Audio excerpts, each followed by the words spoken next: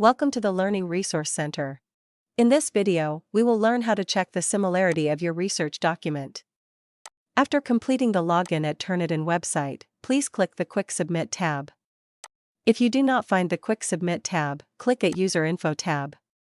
Please follow the process to activate the Quick Submit by selecting the Yes and then save the settings. Now you can see the Quick Submit tab in your Turnitin account. Now click the Quick Submit tab and then click the Submit button.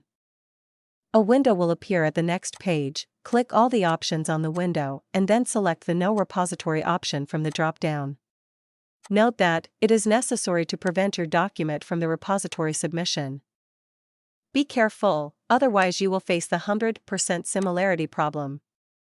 Then click the Submit button. A form will appear at a new page. Fill the form as guided. First name and last name of author or researcher, then title of the document. Then click Choose from the computer to upload the document and click Upload button. After the completion of uploading process, click Confirm button, then click Go to Assignment Inbox button. Now, Assignment Inbox page is in front of you. Now refresh the page after 3 minutes approximately, or sort the document list by clicking the Date option. Click the Date heading for 2 times, your recent document will appear at the top of the list.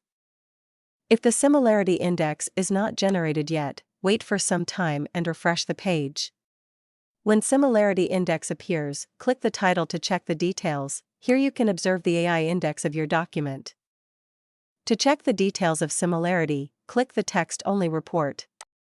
A new window will appear showing the details of the similarity index.